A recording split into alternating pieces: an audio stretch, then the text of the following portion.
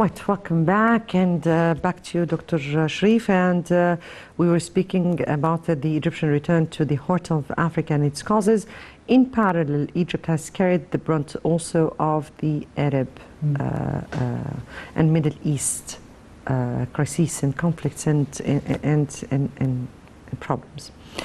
We've seen Egypt taking part in this while it was a non-permanent member of the UN Security Council. And how do you view how Egypt returned back to the Arab and African heart together? Well, we know that Egypt started to view some Arab issues with a new vision, like the Syrian conflict. For example, we started making the difference between taking side with the current regime of al-Assad and what is taking place of violation of the sovereignty of this Arab country. So that's it. That's why our foreign policy was focused on the sovereignty of Syria, that it should be respected, that we would not accept that this country would be devastated like that by all these terrorist groups and infiltration by Turkey and other foreign countries. So, but it's not just Syria. We're speaking about Syria, Libya, Iraq. I will go to other. The other part is Libya. This was the most difficult task that Egyptian diplomacy had to work on, because Libya, not only it was in chaos, but there was two factions working against each other, financed by outside world, and it had no army to defend its stability or sovereignty. It was a failed state, actually. Of course. It was. Yeah, it was a failed state, and we had to deal to protect our borders. First thing that we had to find someone to lead the army there to fight terrorism, and it was Khalifa Haftar at that time, Field Marshal Khalifa Haftar. The problem was the West didn't want to work with this man. Egypt's diplomacy worked around the clock to convince the West that you have to work with the man who would fight the terrorist groups, because if Libya will continue to be a failed state. Actually, I have to say here that Egypt did not go with a certain entity. It was just the legitimate entity on Libya's soil at that point that was approved by the elected Libyan parliament. In all entities existing in Libya, those two entities were the only two legitimate entities to deal with. If we remember how it was the scene in Libya, please. You're right. We had to work with those who were elected and those who were chosen by Al-Sukhairat conference also, which gave the government there its legitimacy. But at a certain time, we started to see that things were going out of control. For instance, the Libyan oil was under the control of foreign forces. It was not under the control of the people of Libya, which is wrong. The illegal immigration heading to Italy and to other countries in Europe, it was an organized crime. And it was harming Libya and harming the Africans who are sold as merchandise to these dealers, and the armed trafficking.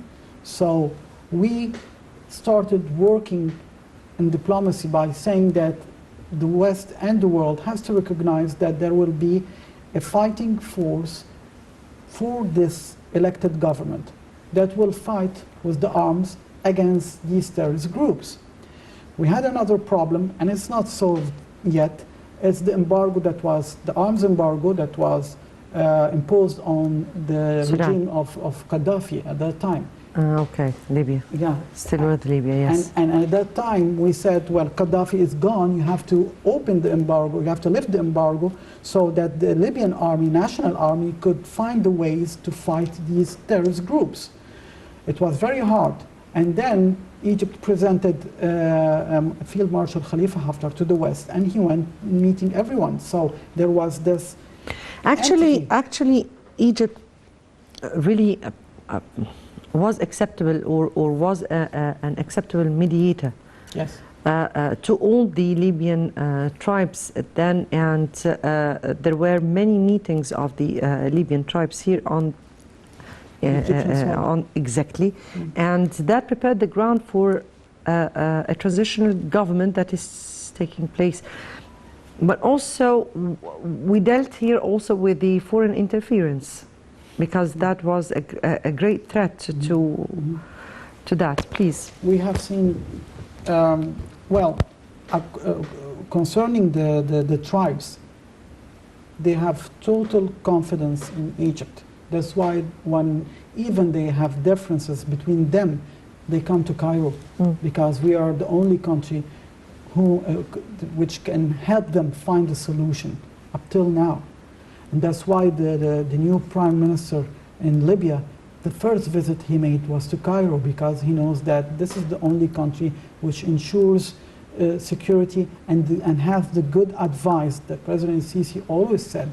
We are not against any faction in Libya. We are only working for the stability of Libya and fighting the foreign intervention, which we are still, until now, asking that especially the Turkish forces leave the soil of Libya now, because we would not accept the existence of any foreign force, military force, on an Arab ground. Are we speaking about the Turkish forces? Are we speaking here about mercenaries sent to the Libyan and Syrian and Iraq? To be clear, it's military experts from Turkey and mercenaries from Syria. This is the and mercenaries from different nationalities. Yes, and this is foreign violation, or this is a violation to all the international laws. Getting back to the foreign policy of Egypt, and yes, Egypt has put as priority the African conflicts, and we have also seen the Sahel issue that Egypt went through, the terrorism issue, the illegal migrancy, and that was part of the Egyptian reconciliation between African countries also. Yes, definitely. Peace and security, the silence of the guns issue that was presented by Egypt, that all were part of the Egyptian diplomacy and foreign policy. Also, we have seen recently the Middle East peace process that has taken a center stage for the world to understand how Egypt is an accepted mediator to all parties. Middle Eastern issues have also taken center stage of the Egyptian foreign policy. How do you view how Egypt dealt with some of the issues, particularly the Middle East, Syria and Iraq? And yesterday, just yesterday, we've seen this important meeting between the president in Baghdad. Can you even I mean, here, can anybody see what happened yesterday? The president going himself to Baghdad, to Iraq. Well, what took place yesterday is historical, is history. The president made history yesterday, because after 30 years an Egyptian president visited Baghdad, and this was a total surprise for everyone in the region.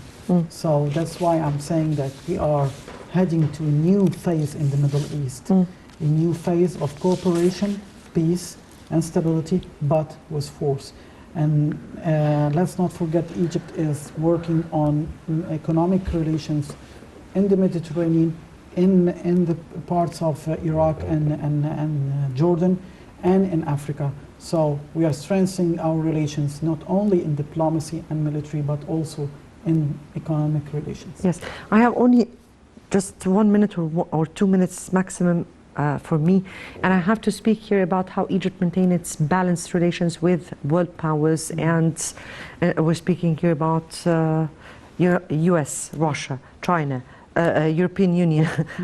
Just in 2 minutes, if it is possible. Well, it was obvious that Egypt had a new message to the world at that time. Egypt's sovereignty is a red line, but we are open to talking with everyone.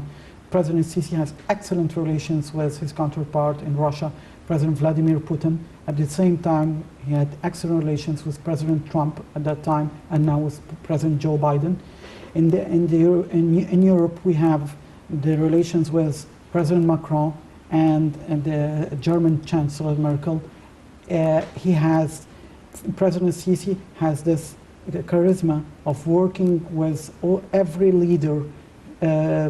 Whatever the elections brings a leader, he talks face to face with them, and Egypt's interest is always the priority. Yes, not to mention here that Egypt has returned to the heart of some of the countries. We're speaking about the return of the Egyptian-Qatari relations. Yes. We're speaking here that Egypt has been back in talks with the United States against all the odds and all bets that we will not be speaking. I mean, here the Egyptian policy is working 24 or working around the clock.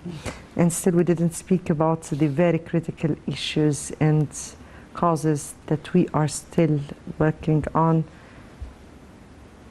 The Grand Renaissance Dam and all these issues. But still we have time to go on with our foreign policy and see how it works during the upcoming stage. Dr. Sherif Amir, Professor of International Relations, we thank you so much for being with us and for your input. Thank you. Thank you. Many thanks for you. Dear viewers, many thanks for watching. Tomorrow will be another important debate with another of what we recall of the 30th of June revolution. Until tomorrow, it's good night.